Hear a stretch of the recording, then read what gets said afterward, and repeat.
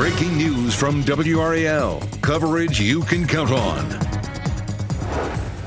Breaking news, a truck is submerged in Falls Lake. This is a live look at the scene of I-85 North. The new information that we just got from the Durham County Sheriff's Office as to how that truck ended up there. And stepping outside this morning, you'll definitely need the jacket, but temperatures as we head into the afternoon, they'll spring forward into the 70s. I'll show you the pros and cons with that kind of warmth this week coming up. $500 million aid package. What's prioritized in a Helene relief bill lawmakers could approve today, and what could still cause a holdup? And an HVAC update. The steps Wake County schools are taking today to make sure classrooms stay warm in the winter and cool when the temperature outside heats up. Welcome to your Tuesday, everyone. It is 6 o'clock. We're covering the breaking news. We'll take you back to that scene at Falls Lake where divers are in the water with that submerged car. And we have a whole lot of other information to tell you about. I'm Renee Chu. I'm Chris Levin, good in for Jeff Hogan. Very active out there. We'll get to that in just a second. We first want to stop by the WRAL Severe Weather Center with Chris Michaels, getting us a start on our day today. Yeah, guys, good morning. Temperatures mainly in the 40s, a little breezy at times behind yesterday's storm system as that continues to move offshore. So that breeze out of the north is what keeps things cool this morning, but a nice clear sky, the almost full moon setting over downtown Cary Park here at about 6:01. Temperatures in the mid 40s will drop into the lower 40s through 8 a.m. and then there's nowhere to go but up. Sunshine and a southwesterly breeze. Midday temperatures in the middle 60s. Look at that. High temperatures 72 to 74 across the board this afternoon. Will actually be warmer as we head into tomorrow afternoon. Only downside to that is this is the time of year when we see those warm spells at the tree pollen starts to come back into the mix, but I'll show you when some of that can get washed away a little bit coming up. Ken? Chris, happening now at 6:01. The good news, if you're getting ready to head out the door this morning, all our major routes are delay-free from Wendell to Raleigh, Durham, Chapel Hill. And speaking of one of those major routes, let's take you outside, give you a live look at I-440 and Newbern Avenue. Traffic is definitely picking up, but flowing nicely in all directions this morning. You're getting ready to head out the door. You know, traffic is constantly changing. We'll keep you updated. Just tune us in on the radio at 101.5 HD3. Ken, thank you. Breaking news right now. Teams are working to get a truck out of Falls Lake. This is happening on I-85 North. WRAL's Laura Levine arrived at the scene just within the last 20 minutes. Laura, we've just learned that this was the end result of a chase. Renee, good morning. We're looking at a very active investigation underway here on I-84 North. Right now, we're standing on this bridge over Falls Lake where you can see dive teams here and that truck in the water now being pulled by equipment. From the Durham Sheriff's Office just minutes ago, we just got this information within our newsroom that this was all a result of a failed traffic stop. The Durham Sheriff's Office says that just after 2 o'clock this morning, a deputy on patrol noticed someone driving and operating a car in a careless and reckless manner. They say the deputy tried to initiate a traffic stop near Gear Street and US 70 by using their lights and siren, but the driver refused to stop. From there, that driver continued up Gear Street at a high rate of speed for about 6 miles onto this dirt road here near Fall Lake. Now, this is all happening during the time of the pursuit. According to the sheriff's office, at some point the driver got out of the vehicle. The vehicle continued to fall and crash here into the lake. Right now, we know that crews have been here for several hours really working to get this vehicle removed from the water. When we first arrived here, of course, there was very little information, so there were questions on whether or not they were also searching for this person. Well, they are searching for this person, but that person is not in the water. So, of course, a very active investigation underway. I can tell you that one lane here, this section of I-84 North, I-85, North, is blocked off because of all of the first responders, EMS, as well as fire crews and deputies that are on the scene right now. We want you to be mindful of that as you are navigating this area. And of course, if we learn any more information from the sheriff's office, we will be sure to update you. But still a very active scene underway here in Durham. Laura Levine, WRAL News, live in North Durham. And like we'll ask investigators if they were able to make a match of an identification based off of the license plate. Thank you, Laura.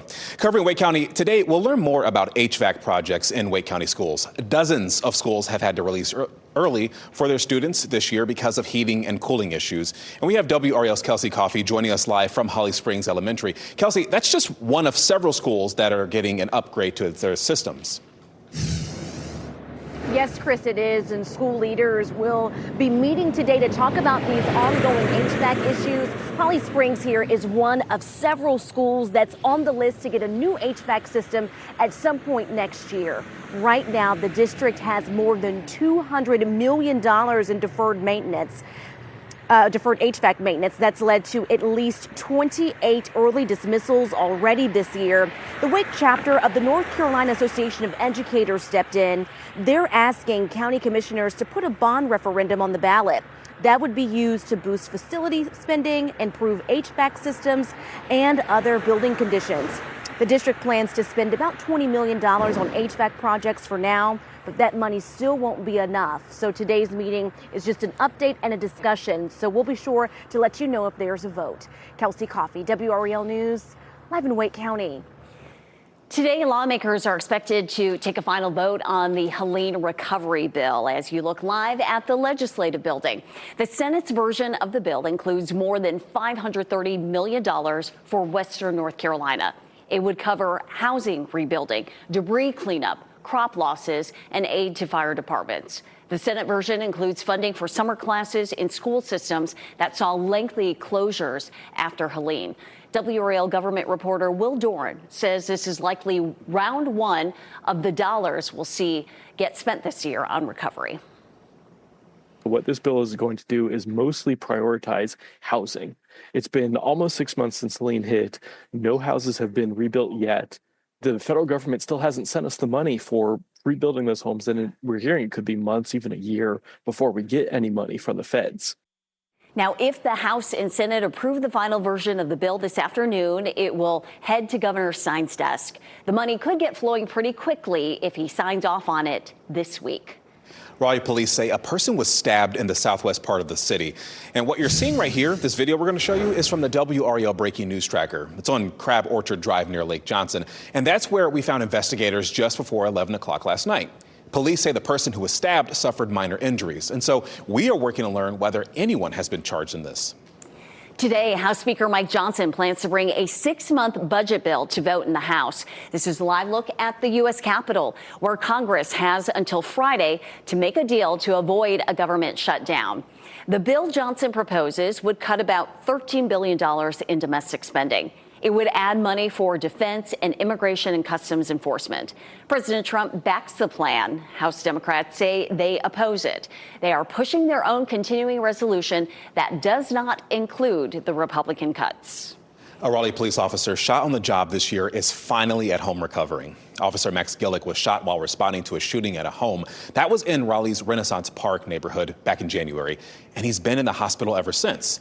He had to spend part of his recovery in the ICU, in fact. The Raleigh Police, the Department of Foundation, has raised about $45,000 for his cause.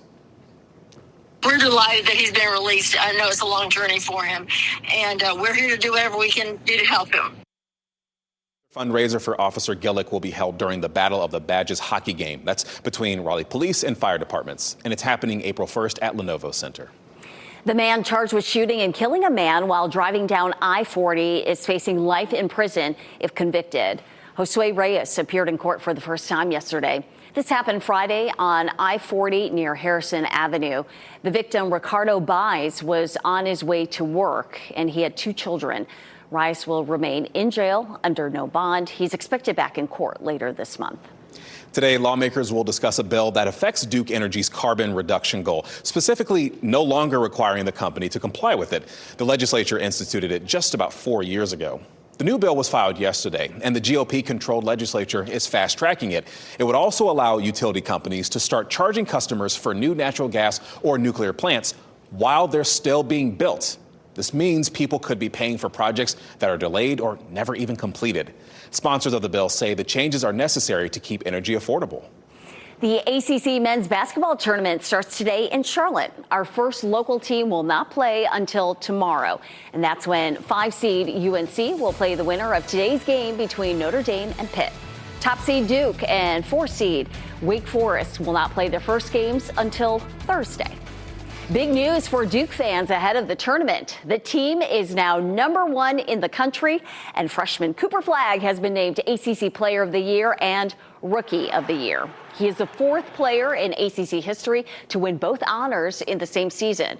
This year, he has helped the Blue Devils to a 19-1 conference record and 28-3 overall. Your time is 6:10. Long Island fires, the backyard family activity that's being blamed for the flames that burned hundreds of acres. And a tornado live on the air. How a Florida meteorologist reacted when the twister hit his station while he was tracking it on television.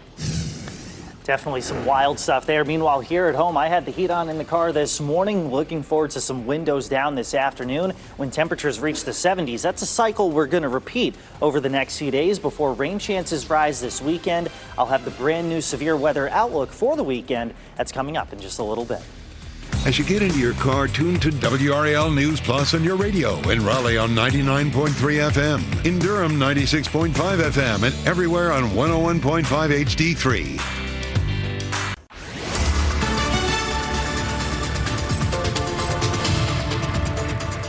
6:13. Happy Tuesday to you. Got a live look here across the triangle. Cary down to 41. Holly Springs, Apex, Garner, Knightdale, Wake Forest. All of us at 44 degrees. Definitely in need of a jacket early this morning at the bus stop as temperatures will be in the 40s, but not going to need the jacket, the hoodie for long as temperatures rise quickly today. Breeze coming in out of the north now, comes in out of the southwest this afternoon, and that's what causes that big difference in our temperatures. Full-on sunshine in the Triangle and Sand Hills, and definitely some spring vibes out there this afternoon. High temperatures make it into the mid-70s. A lot of us in need of a car wash here over the course of the next few days. Perfect weather for that, but a storm system may actually take care of it this weekend. I'll show you the latest.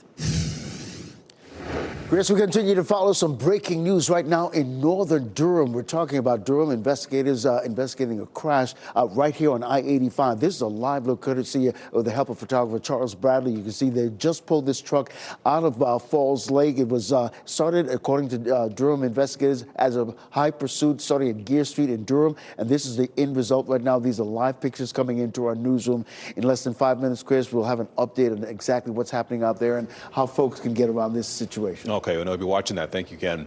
Meanwhile, Wall Street will look for a rebound today after the Dow dropped nearly 900 points yesterday. The stock sell-off shows investor uncertainty over President Donald Trump's tariffs. Many companies are still hiring, but others are letting people go. Hundreds of people looking for work came out for a job fair in Durham yesterday. In fact, the city wants to hire about 100 full, part-time, even seasonal workers. We talked with Durham's hiring director about how candidates can best stand out. The best thing to do is to be diligent. Go on the city's website, in particular the City of Durham's website, but any company, the best thing to do is to go onto their website and take a look. They'll have all their job postings there. Durham plans to hold another job fair later this month, and we have Michelle McConaughey getting a look at the U.S. futures this morning. Yeah, Chris, I want to take everybody out to Wall Street this morning to show what it looks like right now compared to yesterday. You mentioned it was a tumultuous day yesterday. This is a look right now at stock futures. S&P 500 up 19 points, Dow Jones up about 100 points, and NASDAQ up about 88 points.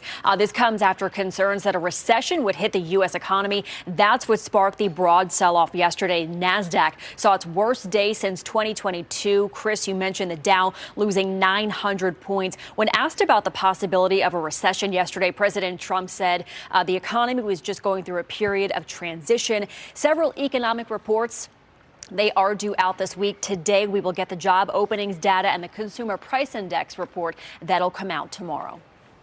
President Trump is expected to sign an executive order that will put state and local agencies in charge of preparing and responding to disasters. This is part of Trump's plan to put more responsibility for disaster response on states and away from FEMA. A White House official says this is part of the Trump's commitment to shift power away from Washington to the American people. A child is critically hurt after a school bus overturned on a New Jersey highway. Let's show you this new video showing the overturned bus on the Garden State Parkway. The bus was on the way to New York, but it's not clear what caused this crash. Officials said 31 people were aboard the bus and 13 were taken to the hospitals, including the critically hurt child. But no deaths were reported, not yet. Officials on Long Island say brush fires there over the weekend were caused by a family making s'mores in their backyard. Authorities say embers from the backyard fire combined with strong winds to start 4 other fires. Forest rangers are building a containment area to stop the fires in case they reignite. Well, the numbers are in for North Carolina's first year of legalized sports betting. From March 11th of last year through the end of February this year, $6.5 billion was wagered, and $6.1 billion of that was in paid wagers. $491 million was in promotional wagers. Operators paid $128 million in taxes and made $713 million. Overall, bettors lost about $337 million, give or take. An EF2 tornado hit a Florida news station while their meteorologist was live on the air tracking it. Take a look. Debris right now on the roof. Debris is on the roof right now. We're hearing, you can see the debris flying there on the camera. This is a tornado. Seek shelter immediately. Get under your desks, guys. Anchors under the desks. Everybody get on the desks. Damage was reported elsewhere in that area, including a collapsed home and an overturned tractor trailer. No deaths were reported. The National Weather Service will be there today to survey the damage. And certainly as we approach spring and severe weather season, we could see more tornadoes like that. Meteorologist Chris Michaels in the WRAL Severe Weather Center. Chris, you know, in the last 20 years I've been here, I don't remember a tornado coming through the station, but even just last week, that tornado warning in a very populated area of Wake County in Raleigh. Exactly, yeah, tornadoes don't really discriminate, right? They can hit populated areas. You hope they don't, but they certainly can. Right now, severe clear in terms of our weather. Looking live outside of our Fayetteville newsroom, where it's breezy, temperature of 49 degrees. If you head toward the eastern half of the state, that's where it is a little breezier because of the storm system that produced that tornado. It's now offshore, so a little breezy in the eastern half of the state. Pretty calm in the triangle, and just a gorgeous day. Yeah, we may have to start out with a light jacket this morning. Temperatures low to mid 40s, but by midday we're in the mid 60s, and the dog walk this afternoon, phenomenal. High temperatures will be in the middle 70s. That's what a little shift in the wind will do for you. Coming in out of the west today, 74.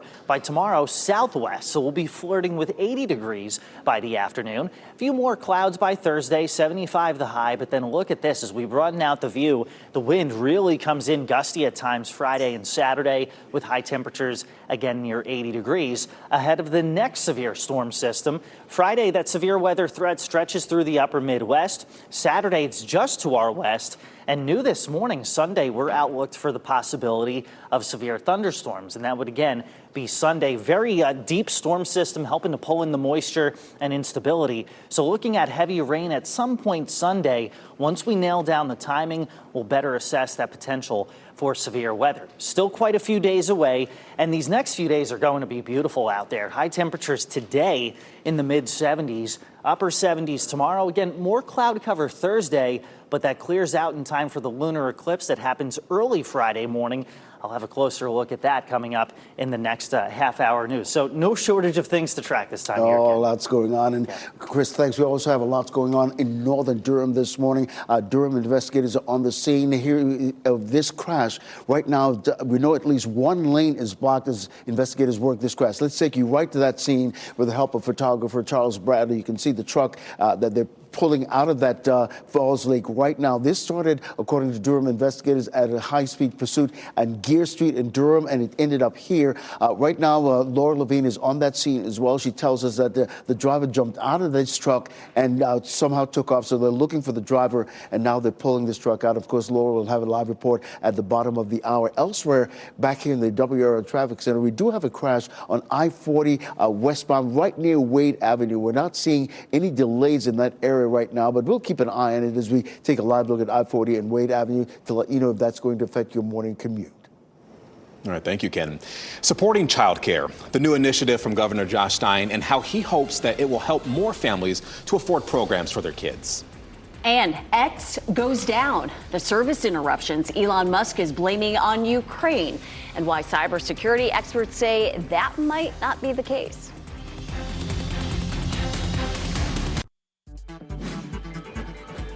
This What's Trending report, sponsored by Rug & Home.